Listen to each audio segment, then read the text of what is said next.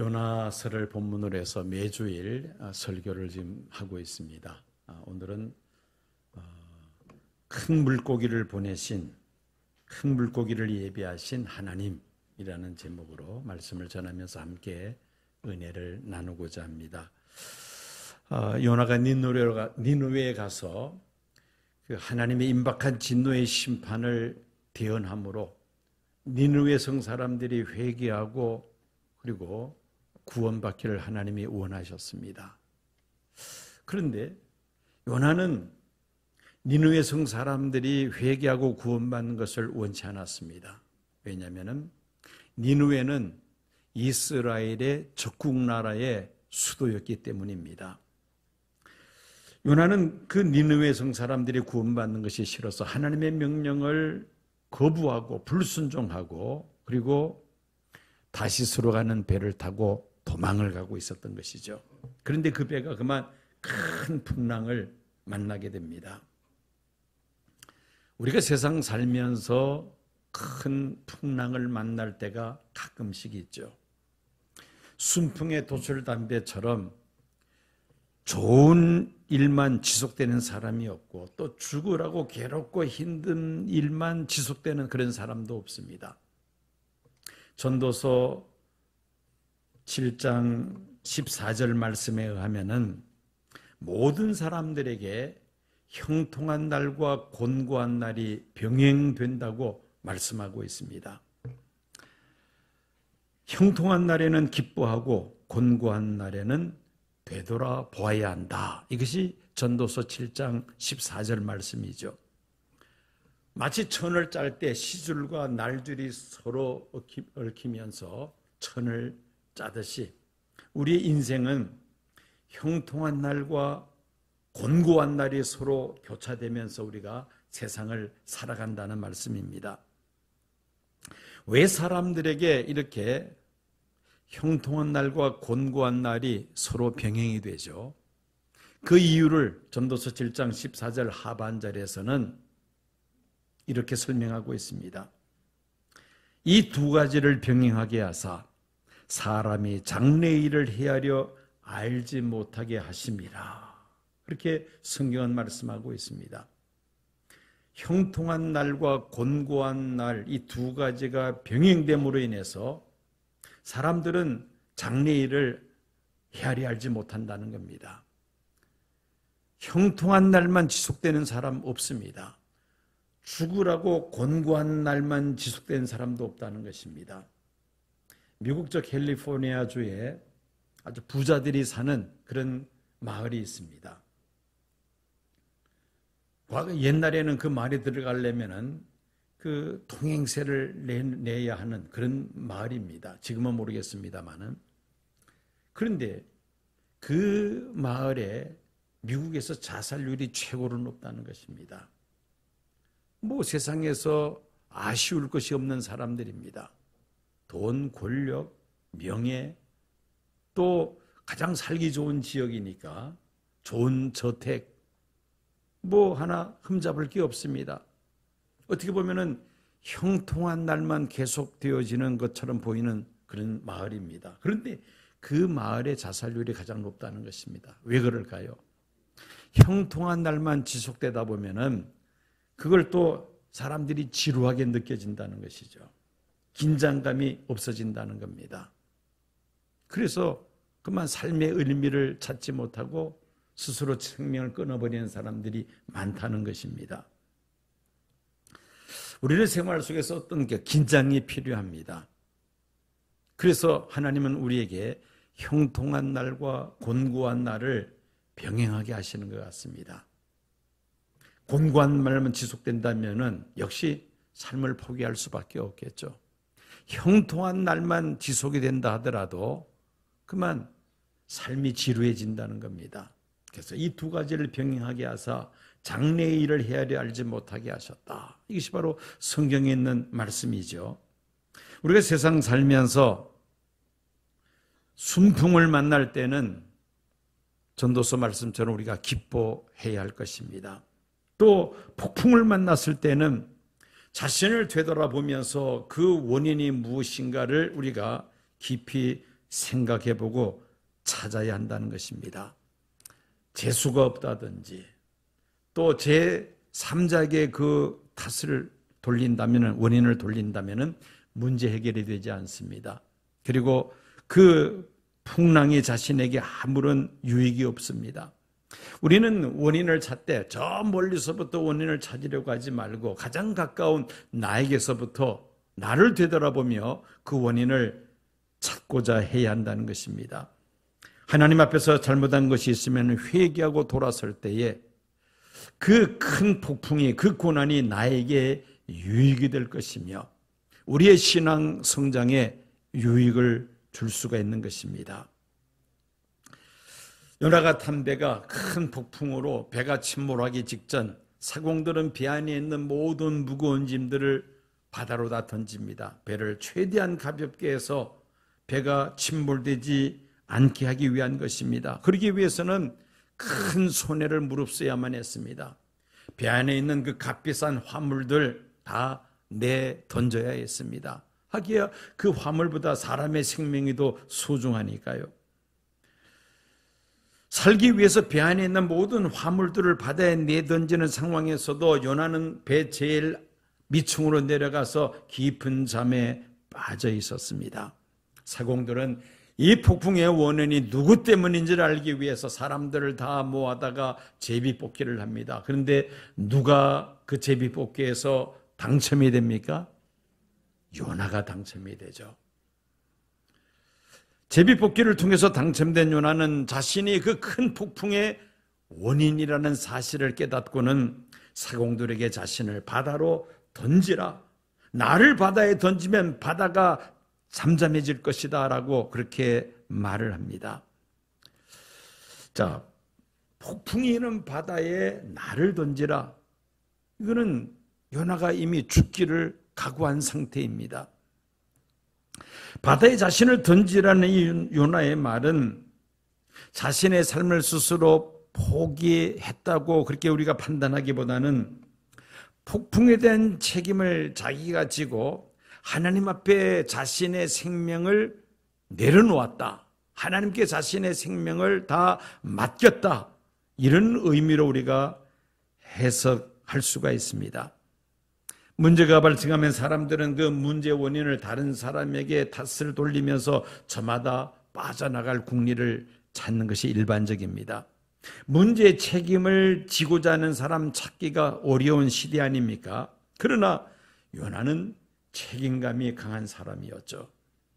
제비뽑기에 당첨이 되었다 할지라도 생명을 연장하기 위해서 이런저런 변명을 얼마든지 내놓을 수가 있겠습니다마는 요나는 그렇지 않았습니다. 사공들에게 자신에게 있었던 일을 그대로 이야기합니다. 하나님이 나를 니느웨에 가서 임박한 진노의 심판을 외치라고 말씀하셨는데 나는 그 하나님의 명령에 불순종하고 이 배를 타고 다시스로 도망하려다가 지금 우리가 큰 폭풍을 만난 것이다. 그러니 나를 바다에 던지면 이 폭풍이 잠잠해질 것이라 폭풍의 원인이 자신에게 있음을 분명히 하였습니다. 우리는 이런 그 요나의 그 태도를 보면서 요나는 참으로 정직하면서도 책임감이 확실한 사람이구나. 또 용기가 있는 사람이라는 것을 우리가 엿볼 수가 있습니다. 사공들이 요나를 바다에 던짐에 배를 덮치는 그 산더미 같은 폭풍이 순식간에 잠잠해집니다. 사공들은 요나의 하나님이 살아계신다는 사실을 깨닫게 되죠. 그리고 하나님을 크게 두려워하며 하나님 앞에 예배를 드리며 하나님을 섬기기로 약속을 합니다. 사실 사공들은 요나가 자신을 바다에 던지라고 말할 때에 즉시 요나를 바다에 던지지를 않았습니다. 어떻게 해서라도 배를 육지에 닿게 하려고 애를 썼습니다. 그러나 폭풍은 점점 더 거세어집니다. 요나를 바다에 던져서 요나는 죽고 자신들은 사느냐? 아니면 요나와 함께 폭풍의 배가 파손되어 모두 물에 빠져 죽느냐? 둘 중에 하나이죠. 둘 다 요나는 죽는다는 것은 이거는 더 이상 생각해 볼 필요가 없는 겁니다. 요나의 생명은 끝났구나 라고 생각하면서 그 요나를 사공들이 바다에 던지고야 맙니다. 그런데 이때 놀라운 반전이 일어나고 맙니다. 요나를 바다에 던지자 기다렸다는 듯이 큰 물고기가 나타나서는 요나를 텁썩 삼키고 만 것입니다. 사실은 큰 물고기 아니었으면 요나는 이 큰 폭풍에서 살아남을 가능성은 완전히 제로입니다. 하나님께서 큰 물고기를 예비해 두셔서 요나를 살리시고 요나가 회개하고 하나님 명령에 순종할 수 있는 기회를 하나님은 요나에게 주신 것이죠. 즉 여호와 일에 예비하시는 하나님이시라는 것입니다. 요나서에 기록된 큰 물고기의 어종은 성경에 밝히지 않고 있습니다. 바다에 살고 있는 많은 어종들 가운데서 사람을 삼키고도 넉넉한 그런 물고기는 단연코 고래라고 말할 수가 있겠죠.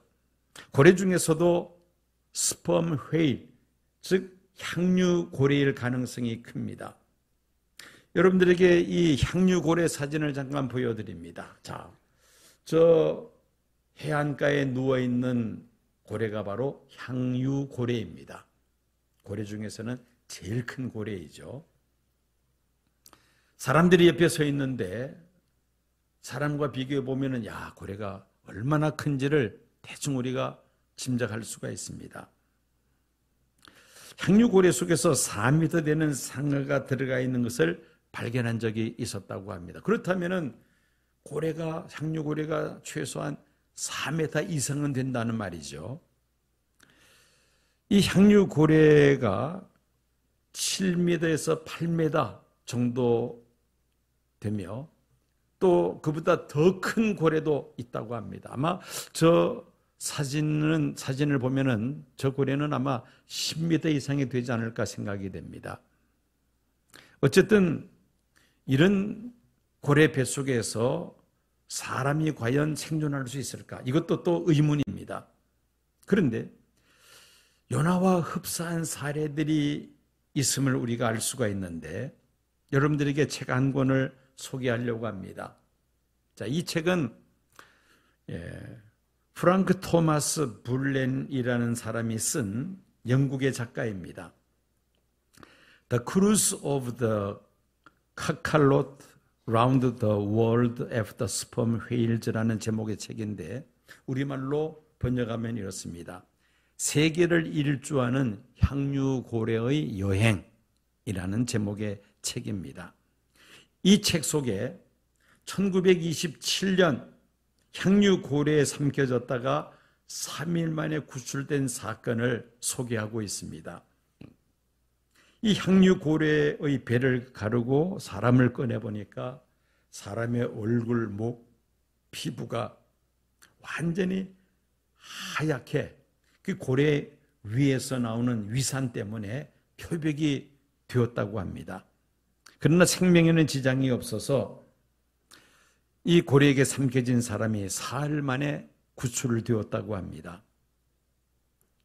과학자들이 발견한 사실은 이 향유고래가 죽을 때에 위 속에 있는 모든 것을 토해놓고 죽는 그런 습성이 있다는 것을 새롭게 발견했다고 합니다. 또 이와 유사한 사건이 1891년 1월 아르헨티나 동쪽에 있는 영국 소유의 섬 포클랜드에서 발생한 사건이었습니다.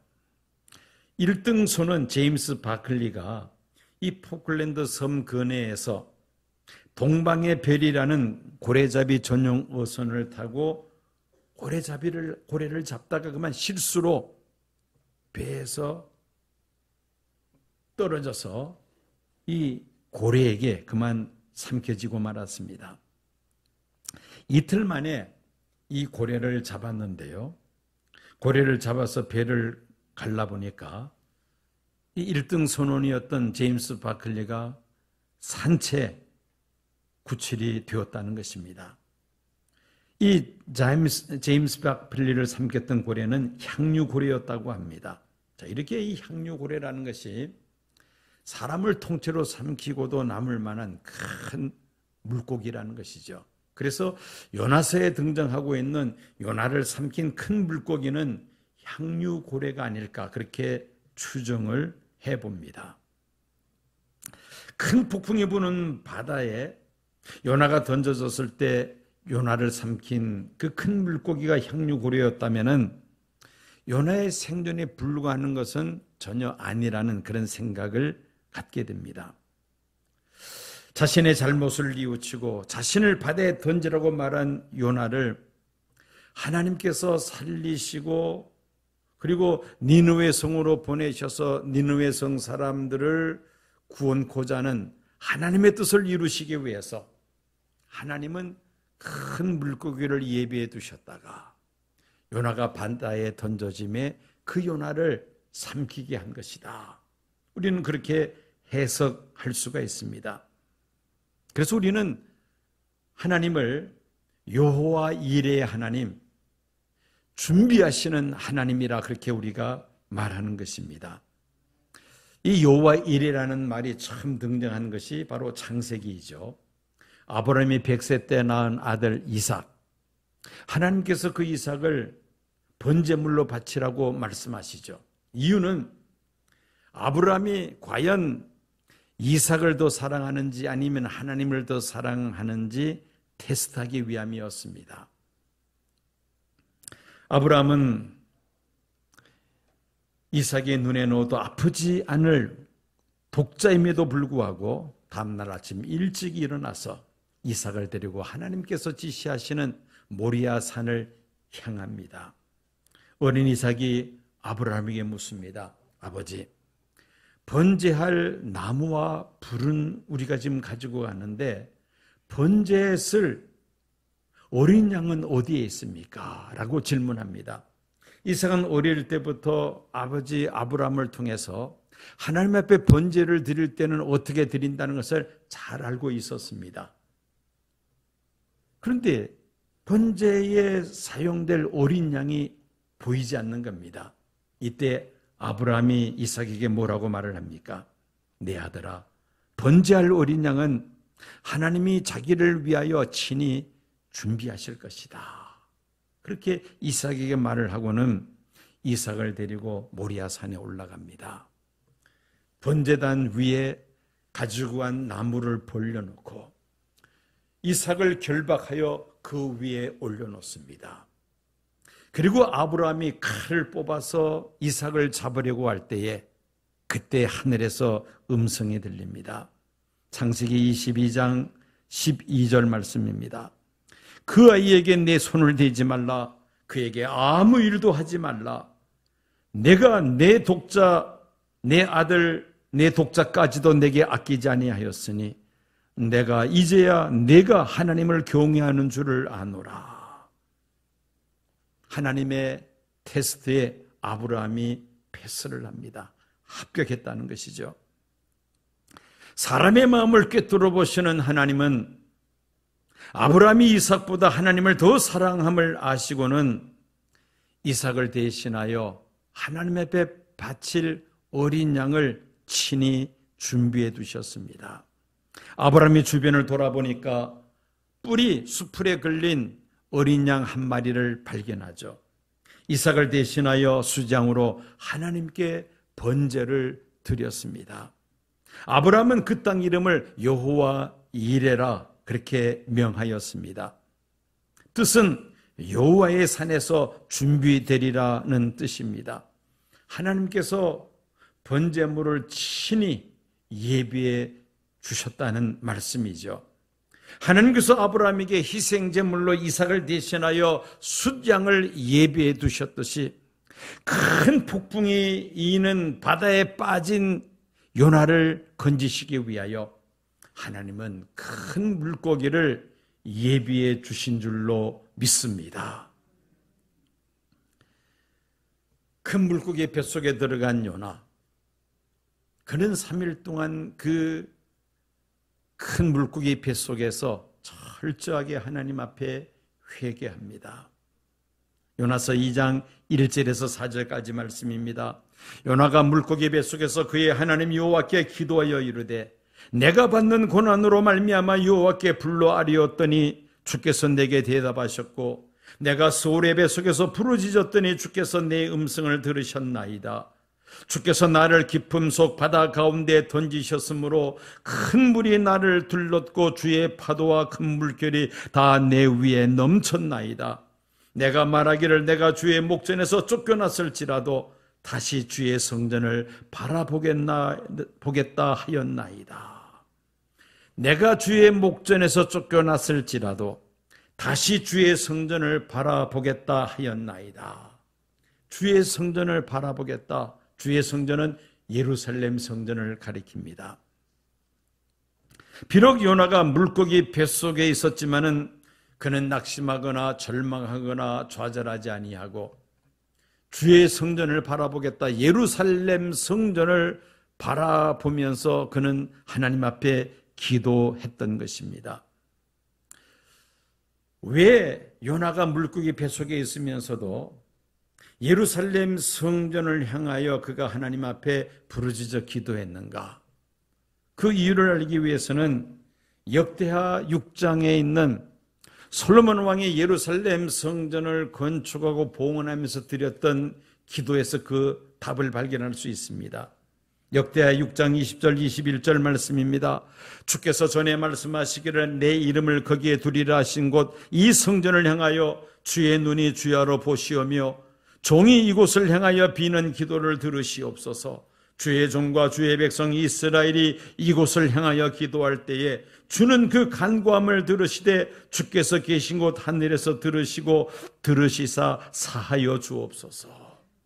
이스라엘 백성들이 예루살렘 성전에서 또는 성전을 향하여 바라보고 하나님 앞에 기도하면 하늘 보좌에 계신 하나님께서 그 기도를 들으시고 우리의 죄를 사하여 주시고 우리의 기도를 응답해 주시라고 솔로몬이 하나님 앞에 간절하게 기도했습니다.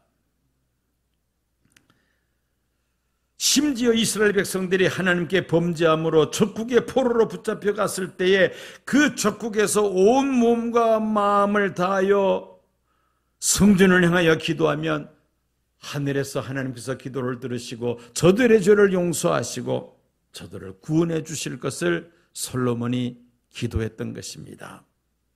솔로몬이 기도 마칠 때 불이 하늘에서 내려옵니다. 그리고 솔로몬 왕이 드린 번제물들을 다 불태우며 구름이 예루살렘 성전에 가득합니다. 하나님께서 이 솔로몬 왕의 기도를 들으시고 응답한 내용이 역대하 7장 14절 15절에 기록되어 있습니다. 내 이름으로 일컫는 내 백성이 그들의 악한 길에서 떠나 스스로 낮추고 기도하여 내 얼굴을 찾으면 내가 하늘에서 듣고 그들의 죄를 사하고 그들의 땅을 고칠지라. 이제 이곳에서 하는 기도에 내가 눈을 들고 귀를 기울이리니. 예루살렘 성전에서 또는 예루살렘 성전을 향하여 하나님 앞에 기도할 때 하나님께서 그 기도를 들으시고 응답해 주실 것을 약속하신 말씀입니다. 요나는 바로 이 내용을 잘 알고 있는 사람입니다. 비록 큰 물고기 뱃속에 삼켜졌지만은 그 물고기 뱃속에서 하늘 보좌를 바라보며 예루살렘 성전을 향하여 하나님 앞에 간절하게 회개하며 기도하였던 것입니다. 하나님은 요나의 기도를 들으시죠. 요나의 죄를 사하시고 요나에게서 사명을 다시 회복시키시며 그 큰 물고기 뱃속에서 나와서 니느웨 성에 들어가 하나님의 임박한 진노의 심판을 외침으로 그 말을 들은 니느웨 성 사람들이 회개하고 하나님 앞에 돌아섬으로 하나님의 진노의 심판을 면하게 되었던 것입니다. 하나님께서 요나에게 주신 그 사명을 요나가 끝까지 잘 잘 완수하였다는 말씀입니다. 자, 요나가 담대가 큰 폭풍을 만나 배가 파산할 지경에 이른 것이나 큰 폭풍이 있는 바다에 요나가 던져졌을 때 큰 물고기에게 삼켜졌던 사건, 겉으로 볼 때는 요나에게는 참으로 절대절명의 위기 상황이었습니다. 살 소망이 완전히 끊어진 상태였습니다. 그러나 사실은 요나가 담배가 큰 폭풍을 만난 것과 또 요나가 큰 물고기에 삼켜진 것은 위기가 아니라 오히려 기회였다는 것을 우리가 발견하게 됩니다. 요나가 하나님께 돌아서서 하나님께 주신 사명을 감당하기 위하여 요나에게 주어졌던 기회였다는 것입니다. 여러분들이 운영하시는 사업체나 다니시는 그 직장에 큰 풍랑이 일고 있습니까? 여러분들의 가정에, 여러분들의 건강에 큰 폭풍이 몰아닥쳤습니까? 때로는 괴물 같은 큰 물고기에 삼켜진 것 같은 그런 답답하고 절망적인 그런 상황에 처해 있는 성도들이 계십니까? 믿지 않는 사람들은 위기라 생각하고 또 때로는 포기하고 절망하는 사람도 있습니다. 그러나 우리는 이 큰 폭풍 속에서도 낙심하지 아니하고 믿음의 눈을 들어 하늘의 내 바람으로 세계 역사를 주관하시는 여호와 이레의 하나님을 바라볼 때에 하나님께서 우리를 위하여 큰 물고기를 예비해 주실 줄로 믿습니다. 고난 속에서 힘들어할 때 우리는 요나를 기억해야 합니다. 고난 속에서도 하나님께서 합력하여 반드시 선을 이루실 것을 우리가 믿는다면 어떤 위기 상황도 우리는 극복해낼 수가 있을 것입니다.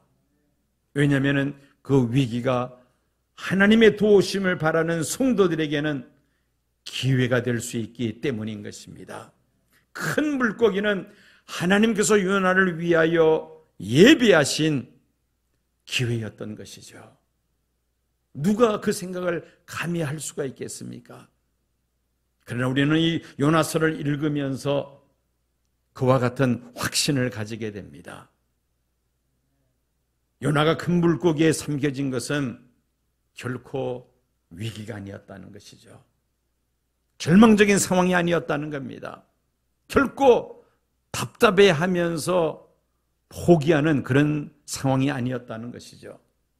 오히려 그것을 기회로 삼고 요나가 하나님 앞에 철저하게 회개 기도하며 예루살렘 성전을 바라보면서 하늘 보좌를 바라보며 그가 간절하게 기도할 때에 요나에게 위기는 기회가 되었고 그가 사명을 회복하였고 끝내 하나님께서 원하시는 그 니느웨 성 사람을 구원하는 일에 요나가 쓰임받게 되었습니다. 큰 폭풍이 있는 세상 속에 우리가 지금 하루하루를 살아가고 있습니다. 때로는 큰 물고기에게 삼킬 것 같은 그런 어려운 때도 있습니다.